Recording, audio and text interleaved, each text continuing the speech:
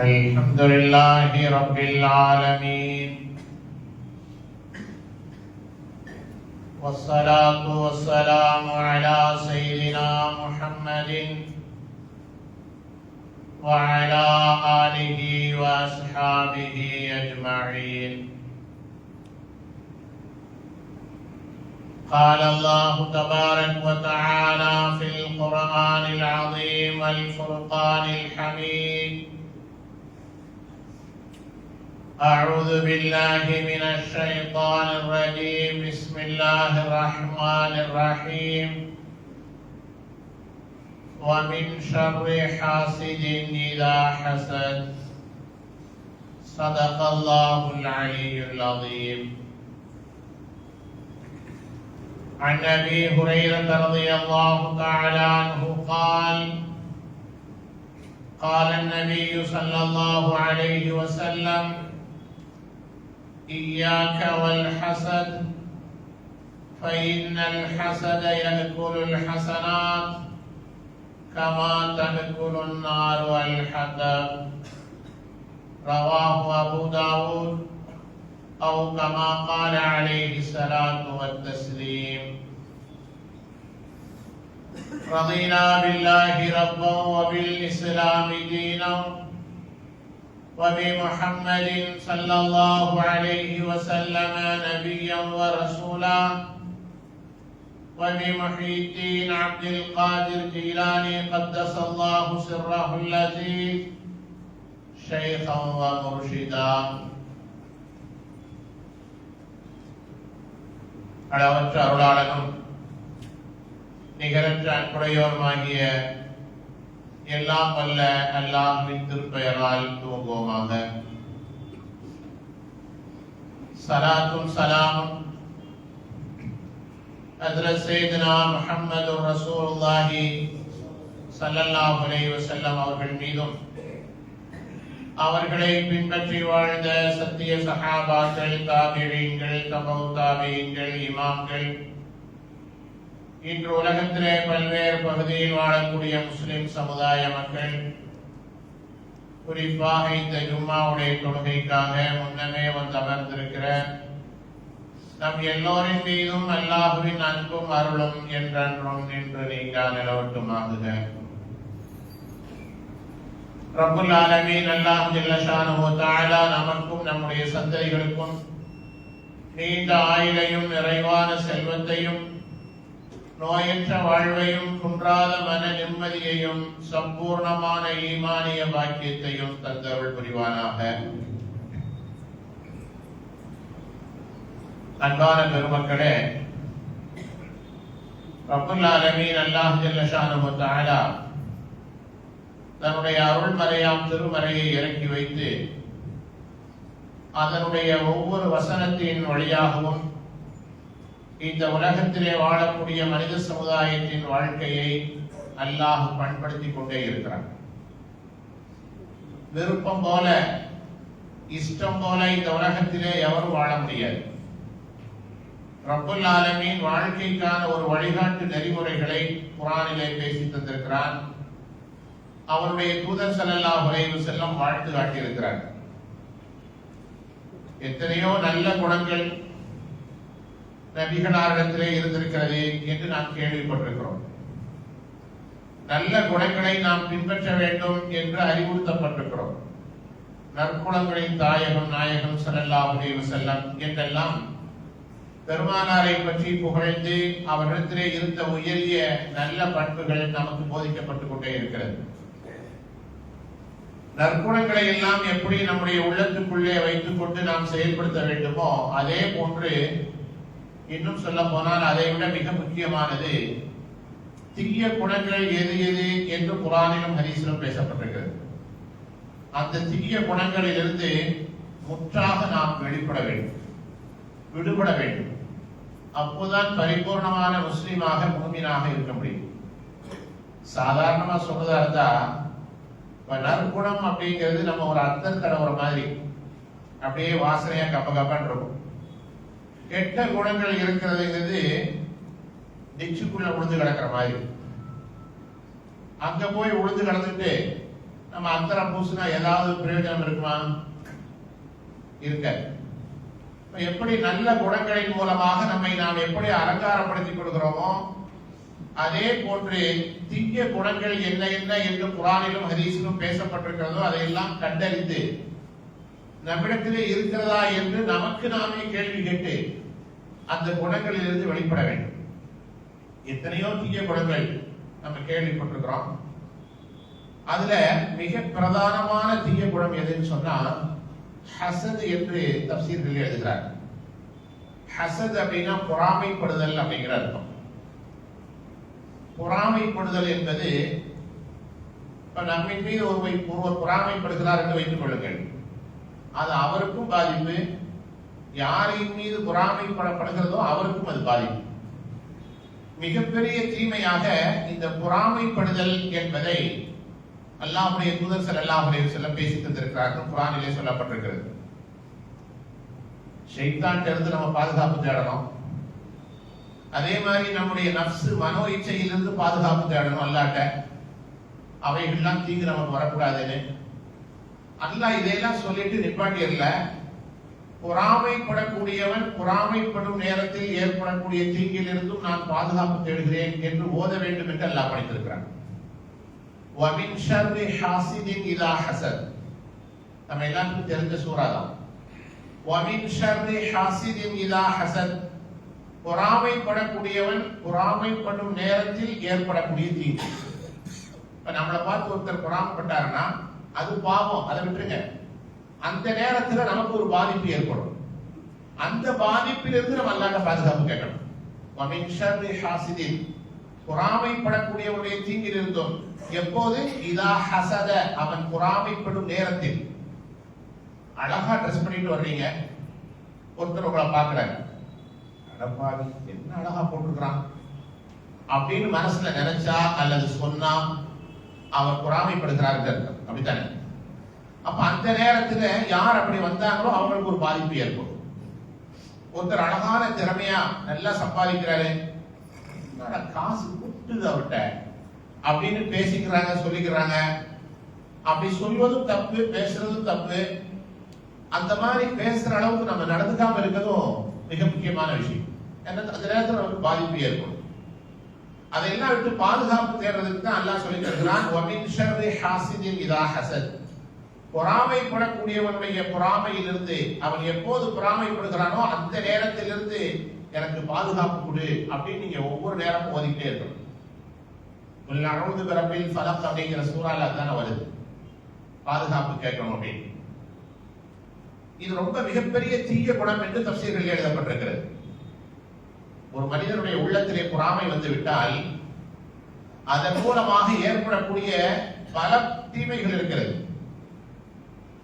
கர்வம் வந்துவிடும், ஆணவம் வந்துவிடும், பெருமை வந்துவிடும், தலைமைக்கு ஆசைப்படுதல் என்பது வந்துவிடும்.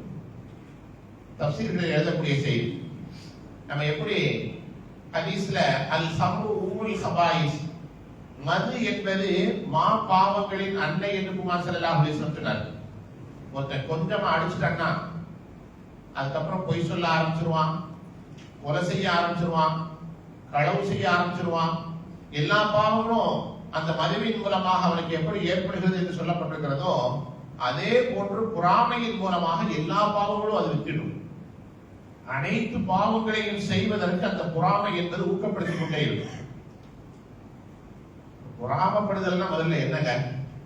ஹசது, ஹசதுன்னு சொல்றோம், அரபியில பயன்படுத்தப்படுது, உருதுலையும் ஹசதுன்னு சொல்றோம். ஹசது பொறாமைனா என்ன? அது என்ன இலக்கணம்? இஸ்லாத்தை பொறுத்தளவுக்கு எந்த ஒரு விஷயத்தை எடுத்தாலும் எந்த ஒரு தலைப்புக்குள்ள போனாலும் அறகுறையா பேசிட்டு போறதே இல்லை. தெளிவான விளக்கங்கள் அங்கே பதிவு செய்யப்பட்டிருக்கிறது. 3 விதமான விளக்கங்கள் பொறாமை என்பதற்கு தரப்பட்டிருக்கிறது. 3 விதமான விளக்கங்கள்.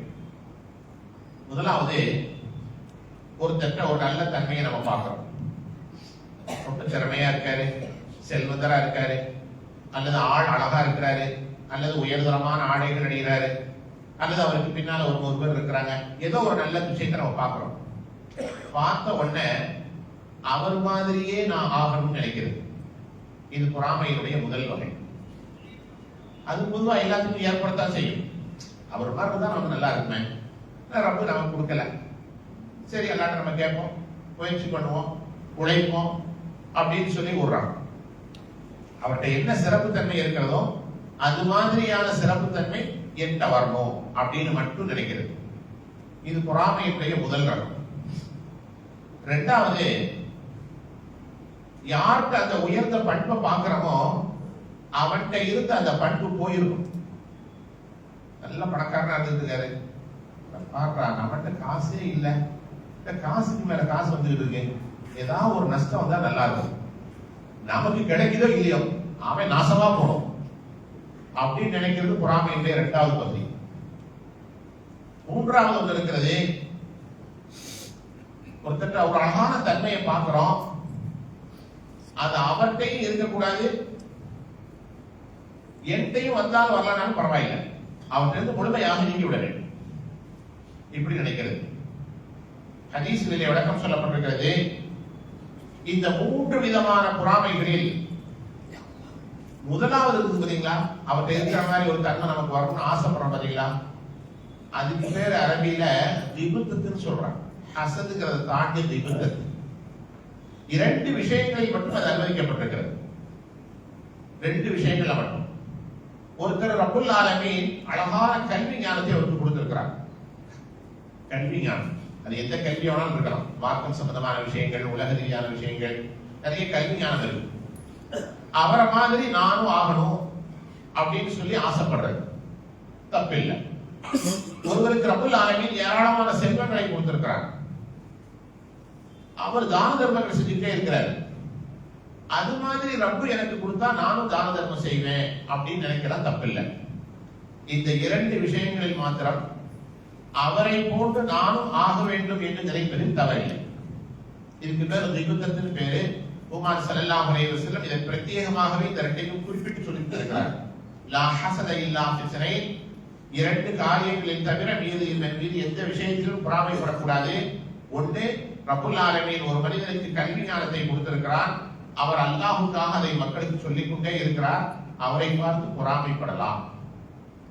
இன்னொருவர் ரப்புல் ஆலமீன் செல்வத்தை கொடுத்திருக்கிறார், அல்லாஹ்வுடைய பாதையிலே தாராளமாக செலவு செய்து கொண்டே இருக்கிறார், தான செலவு செய்து கொண்டே இருக்கிறார், அவரை பார்த்து பொறாமைப்படலாம். அப்படின்னா என்ன அர்த்தம்?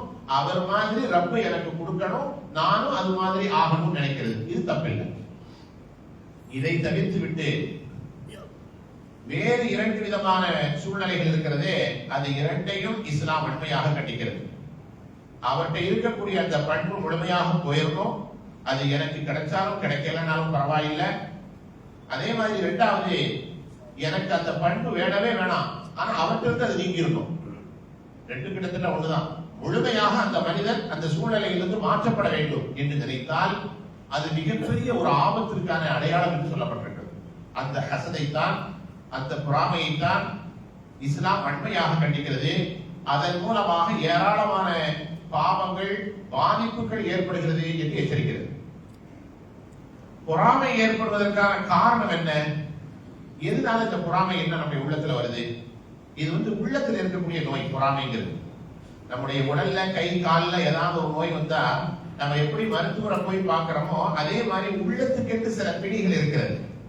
பொறாமை, வஞ்சகம், சூது, இதெல்லாம் உள்ளம் சம்பந்தப்பட்ட நோய். அது மாதிரியான ஒரு நோய் தான் இந்த பொறாமைங்கிறது. இது எதனால ஏற்படுது அப்படின்னு சொன்னா ரெண்டு அடிப்படையான காரணங்கள் தஃசீரில் எழுதுகிறார். முதலாவது, எதையாவது ஒன்றை யூகத்துல நினைக்கிறது, கற்பனையா நினைக்கிறது. நல்ல செல்வந்தர், அவர் கடுமையா உழைச்சிருப்பாரு, 24 மணி நேரத்துல 20 மணி நேரம் உழைச்சிட்டு இருப்பாரு. ஆனா அதெல்லாம் இவங்களுக்கு தெரியாது. காசு வந்துகிட்டே இருக்க, எப்படி வந்திருக்கும், ஏதோ 2000 ரூபாய் சம்பாதிப்பாரோ, கூர்க்குடியில் எதுவும் பண்ணுவாரோ, இதெல்லாம் ஒரு கற்பனை. இந்த கற்பனை தான் பொறாமைக்கான அடிப்படை காரணம். அவருடைய உழைப்பு, அவருடைய முயற்சி, அவருடைய வியூகம், இதையெல்லாம் எதையும் யோசிக்காமல் கற்பனையாக இன்னொருவர் மீது தவறான எண்ணம் கொள்ளுதல், அடுத்தவர்களை பற்றி குறை கண்டு கொண்டே இருந்தல். மனுஷன்னா நல்லதும் இருக்கும், கெட்டதும் இருக்கும். பிளஸ் மைனஸ் இல்லாம எந்த பொருளும் இந்த உலகத்துல இருக்கு. ஆனா பிளஸ் பாக்குறதே இல்ல, மைனஸ் மட்டுமே பாக்குறது. அவரின் மீது அப்போது பொறாமை என்பது ஏற்படும். தஃசீர்களிலே சொல்லப்பட்டிருக்கிற செய்தி, யூகங்களுடைய அடிப்படையின் காரணமாகவும் அடுத்தவரின் மீது குறை காணுதல் என்ற எண்ணத்தின் மூலமாகவும் தான் பொறாமை என்பது உருவாகிறது. எனவே இதை ஏற்படாமல் நீங்கள் பார்த்துக் கொள்ளுங்கள். அல்லாஹ்வுடைய தூதர் ஸல்லல்லாஹு அலைஹி வஸல்லம் சொன்னார்கள், இய்யாக்கும் வவ்வன்ன, அடுத்தவர்களை பற்றி தவறாக நினைப்பதை நான் எச்சரிக்கிறேன். ஃபஇன்னல் வன்ன அக்தபுல் ஹதீஸ், அவர் இப்படி இருப்பாரோ அப்படி இருப்பாரோ என்று நீயாகவே யூகம் கொள்ளுதல் என்பது பொய்யிலேயே மிகப்பெரிய பொய்யாகும். நமக்கு தெரியாது, நம்மளா ஒரு யூகம், ஒரு கற்பனை, இப்படித்தான் வந்திருக்கும், அப்படித்தான் வந்திருக்கும், அப்படித்தான் நடந்திருக்கும் அப்படின்னு. இந்த யூகம் இருக்கு பாத்தீங்களா, கற்பனை, இதை அல்லாஹ்வுடைய தூதர் ஸல்லல்லாஹு அலைஹி வஸல்லம் கண்டிக்கிறார். அது பொய் அல்ல, பொய்யிலேயே மிகப்பெரிய பொய். அதுதான் உன்னை கொண்டு போய் பொறாமையிலே கொண்டு போய் இழுத்து விடும். குமார் ஸல்லல்லாஹு அலைஹி வஸல்லம் தடுக்கிறார். குர்ஆன் ஷரீஃபிலே வருகிறது, வலா தஜஸ்ஸஸு, துருவி துருவி ஆராயாதீர்கள். துருவி துருவி ஆராய்தல் என்பது பொறாமைக்கான அடிப்படையாகும்.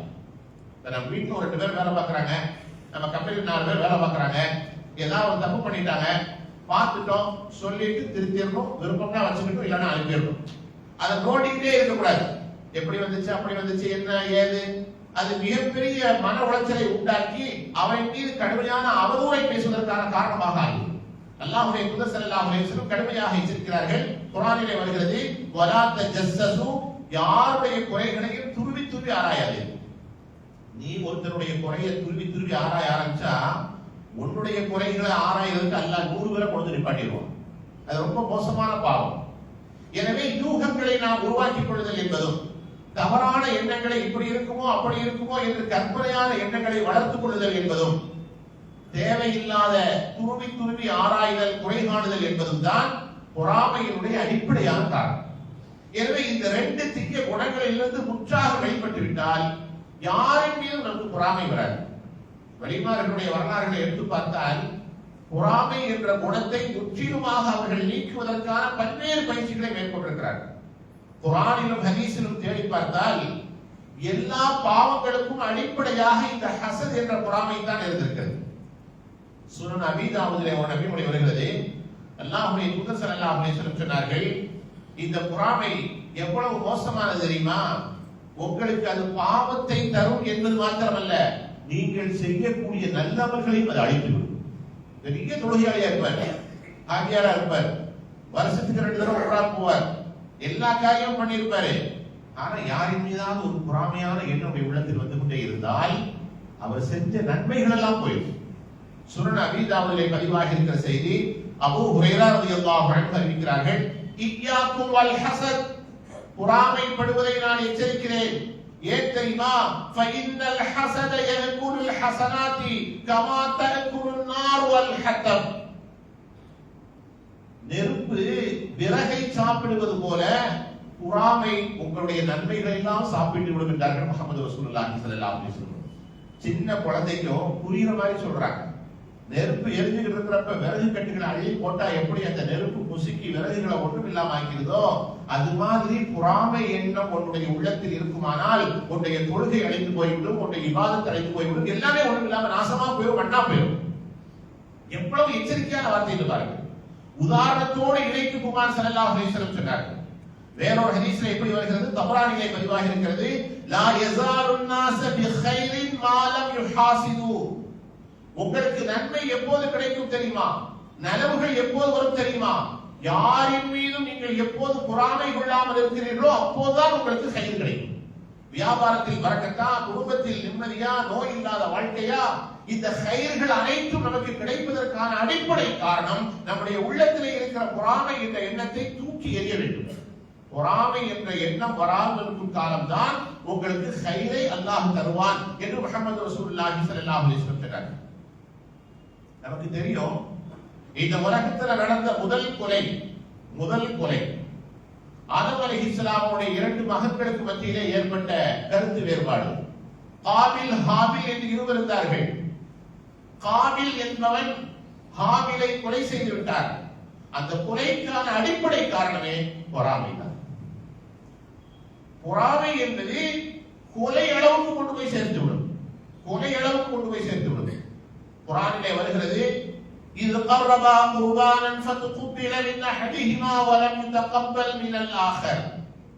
யார் நல்லவங்கன்னு கண்டுபிடிக்கிறதுக்கு காபில் ஹாபில் இருவர்ல யார் நல்லவங்கன்னு கண்டுபிடிக்கிறதுக்கு அல்லாஹ்விடம் இருந்து ஒரு செய்தி வந்தது. உங்களுடைய குர்பானியை கொண்டு போய் மலையின் உச்சியின் மீது வையுங்கள் என்று வந்தது. ஒருவரின் குர்பானி ஏற்றுக்கொள்ளப்பட்டது. அந்த காலத்தில் ஏற்றுக்கொள்ளப்பட்டதற்கான அடையாளம் என்னன்னா, வானத்திலிருந்து நெருப்பு வரும், இவர் வைத்த பொருளை அது கரித்து விடும், ஒப்புக்கொள்ளப்பட்டது என்று அர்த்தம். இன்னொருவருடைய குர்பானி பொருள் அப்படியே இருந்தது. அவருக்கு இவரின் மீது பொறாமை வந்தது. அந்த பொறாமையின் வெளிப்பாடாக கொலை செய்து விட்டார். கொலை நடக்கிறதுக்கு முன்னால ரெண்டு சகோதரர்களும் பேசிக்கிறாங்க. அது குர்ஆன்ல வருது. லகிம் பசத்த இலைய யதக லிதக்துலனி மா அன பிபாசிதி யதி இலைக லிஅக்துலக்.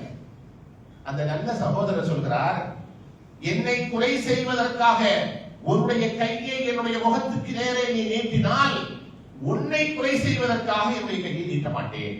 லகிம் பசத்த இலைய யதக லிதக்துலனி மா அன பிபாசிதி யதி இலைக லிஅக்துலக். உனக்கு வேணா என்னை பிடிக்காம இருக்கலாம், நீ வேணா என்னை அடிக்கலாம், கொலை பண்ணலாம், ஆனா அந்த தப்ப நான் செய்ய மாட்டேன். உன்னை கொல்வதற்காக நான் கையை நீட்ட மாட்டேன். இப்படித்தான் இருக்க வேண்டும்.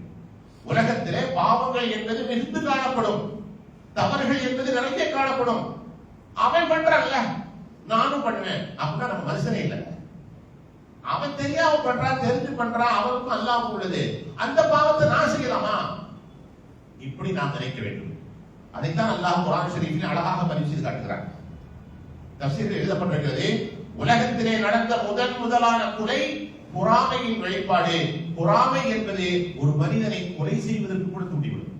நீங்க நல்லா கவனிச்சு பாருங்க. ஊர் உலகத்துல, நாட்டு நடப்புல எத்தனையோ விஷயங்கள் பத்திரிகைகள்ல, ஊடகங்கள்ல கொலை ஏற்படுது நடந்து பார்த்தா, விசாரிச்சு பார்த்தா முன் விரோதம் அந்த விரோதம் எல்லாம் போடுவாங்க. அப்படியே அங்க சுத்தி கித்தி பார்த்தா அங்க ஏதாவது ஒரு பொறாமை ஹசத் இருந்திருக்கும், இல்லாம இருக்காது. குர்ஆனும் ஹதீஸும் நமக்கு என்னைக்குமே போய் சொல்லாது. ஹஜ்ரத் ரசூலுல்லாஹி ஸல்லல்லாஹு அலைஹி வஸல்லம் நபியாக வந்தபோது அவர்களை சிலர் ஏற்றார்கள், பலர் மறுத்தார்கள். அதிலும் குறிப்பாக பனு இஸ்ரவேலர்களுக்கு நபியை பிடிக்கல, ஏற்றுக்கல. அதுக்கு என்ன தெரியுமா காரணம்?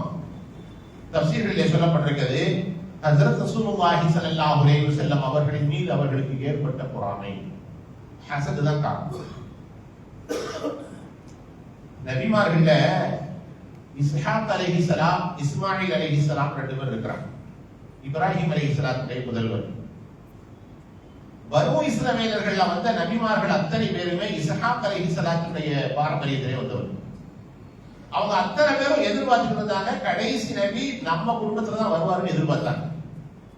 ரப்புல் ஆலமீன் அப்படியே மாத்தி முஹம்மது ரசூலுல்லாஹி ஸல்லல்லாஹு அலைஹி வஸல்லம் அவர்களை இஸ்மாயில் அலைஹிஸ்ஸலாம் அவருடைய வாரிசிலே பிறக்க செய்தார்.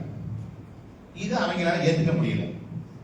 எங்க குடும்பத்துக்கு, எங்க பாரம்பரியத்துக்கு, எங்க வகைராவுக்கு கிடைக்காத அந்த சிறப்பு கடைசி நபி சிறப்பானவங்க எல்லாத்துக்குமே தெரியும், உலகத்துக்கே ஊருக்கே தெரியும். அந்த கடைசி நபி சிறப்பான நபி பனு இஸ்ரவேலர்களுடைய பல்வேறு நபிகளும் வந்த இஸ்ஹாக் அலைஹிஸ்ஸலாத்துடைய வாரிசுகளிலே வராமல் இஸ்மாயில் அலைஹிஸ்ஸலாத்துடைய வாரிசுகள் வந்துட்டாங்க. ரெண்டு பேரும் ஒரு தந்தையுடைய மக்கள் தான். கடுமையான பொறாமை.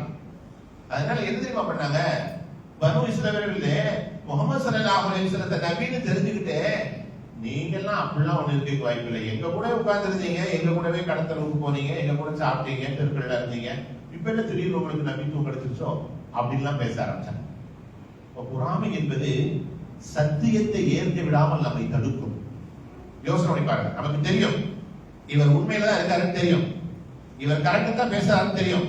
ஆனா அவரின் மீது நமக்கு பொறாமையான எண்ணம் இருக்குமானால் அந்த உண்மையை நம்ம பொய்ன்னு சொல்லுவோம். அதுக்கு ஒரு 10 பேரை கூட்டிட்டு வந்திருப்போம். பொறாமை என்பது சத்தியத்தை ஏற்க விடாமல் நம்மை தடுக்கிறது, நம்மை பாதை மாறி செல்ல வைக்கிறது, மிக மோசமான சூழ்நிலையில் கொண்டு போய் நம்மை தள்ளுகிறது. குர்ஆன்ல இன்னொரு வரலாறு வருகிறது. அஹ்ஸனுல் கஸஸ் அப்படின்னு அல்லாஹ் தஆலா சொல்றான். யூசுப் அலைஹிஸ்ஸலாமுடைய வரலாறு நமக்கு தெரியும். யாக்கூப் அலைஹிஸ்ஸலாம் யூசுப் அலைஹிஸ்ஸலாத்துடைய தந்தை. யாக்கூப் அலைஹிஸ்ஸலாம் அவர்களுடைய மகன் யூசுப் அலைஹிஸ்ஸலாம். யூசுப் அலைஹிஸ்ஸலாம் அவர்களோடு உடன் பிறந்த சகோதரர் புன்யாமீன். அப்படின்னு ஒருத்தர் இருந்தார். யூசுப் அலைஹிஸ்ஸலாமும் புன்யாமீனும் சகோதரர்கள், உடன் பிறந்த சகோதரர். யாக்கூப் அலைஹிஸ்ஸலாம் அவர்களுக்கு இன்னொரு மனைவி, அந்த மனைவியின் மூலமாக ஏராளமான குழந்தைகள். என்னன்னா யாக்கூப் அலைஹிஸ்ஸலாம் யூசுப் அலைஹிஸ்ஸலாம் அவர்கள் மீதும் புன்யாமீன் மீதும் கடுமையான பிரியம் வச்சிருந்தாங்க. புரியுது இல்ல? அத்தா ஒண்ணு அம்மா ரெண்டு அப்படி கணக்கு. யாக்கூப் அலைஹிஸ்ஸலாத்துடைய ஒரு மனைவிக்கு பிறந்தவர்கள் யூசுப் அலைஹிஸ்ஸலாம், புன்யாமீன். இந்த ரெண்டு பேரின் மீது யாக்கூப் அலைஹிஸ்ஸலாம் கடுமையான பாசம். அதே யாக்கூப் அலைஹிஸ்ஸலாமுடைய இன்னொரு மனைவியின் மூலமாக பிறந்த குழந்தைகள் அவங்க எல்லாத்துக்குமே யூசுப்பின் மீது பொறாமை. என்ன இது? நம்ம வாப்பா எப்ப பார்த்தாலும் யூசுப் யூசுப்கிட்டே இருக்காரு, புன்யாமீன் கிட்டே இருக்காரு. நம்மளும் அவர் பெற்ற பிள்ளை தானே, அம்மா தானே வேற, நம்ம மேல ஏன் இந்த சூழ்நிலை வருது, நம்ம மேல ஏன் பாசத்தை காட்டல? இந்த பொறாமை ஏற்பட்டது அது எந்த அளவுக்கு கொண்டு போய் தனிச்சு பார்த்தீங்களா? அத்தாட்ட போய் சொல்லி யூசுப் அலைஹிஸ்ஸலாத்தை கூட்டு போய் கிணத்துல போட்டு கொலை செய்யணுங்கிற எண்ணம் கொண்டு போயிடுச்சு. ஹசது என்பது ஒரு மிகப்பெரிய, பொறாமை என்பது ஒரு மிகப்பெரிய பாவத்திற்கு வழிகொண்டு. அந்த எல்லா சகோதரர்களும் சொன்னாங்களா, நாங்கள் வலிமையான கூட்டமாக இருக்கிறோம். 10-11 பேர் அவங்க. நீ யூசுப் புன்யாமீன் ரெண்டு பேரை வச்சுட்டு கொஞ்சிக்கிட்டு இருக்கிறீங்க அப்படின்னு கேட்கிற மாதிரி. நாங்க நிறைய பேர் இருக்கிறோம், ஒரு வலுவான சமுதாயமாக இருக்கிறோம், கூட்டமாக இருக்கிறோம், குழுவாக இருக்கிறோம். இந்த பொறாமை தான் யூசுப் அலைஹிஸ்ஸலாத்தை இழுத்து கொண்டு போய் கிணத்துல போட வைத்தது. பொறாமையான எண்ணம் ஏற்பட்டு விட்டால் சம்பந்தப்பட்டவர்களுக்கான பாதிப்பை அது உருவாக்கும். இந்த உலகத்திலே ஏற்படுத்தும், உடல் ரீதியாக ஏற்படுத்தும், மனது ரீதியாக ஏற்படுத்தும், ஒரு மிகப்பெரிய மன உளைச்சலை உண்டாக்கும், கொலை செய்யற அளவு கூட கொண்டு போய் நிறுத்திடுவாங்க. தஃசீரில் எழுதப்பட்டிருக்கிறது, பொறாமைப்படுதல் எந்த அளவு கூடாதோ அதே போன்று பொறாமைப்படுகிற அளவுக்கு நம்ம நடந்துக்க கூடாது. ரப்புல் ஆலமீன் நம்ம கொடுத்திருக்கிற பாக்கியங்களை எல்லாத்தையும் வெளிப்படையாக நம்ம காட்டக்கூடாது, ரொம்ப கவனமா இருக்கணும்.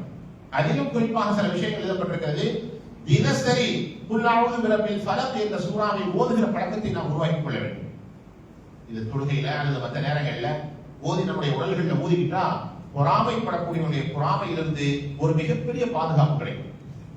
நபி ஸல்லல்லாஹு அலைஹி வஸல்லம் பார்த்து மக்காவாசிகள் அதான் கேட்டாங்க.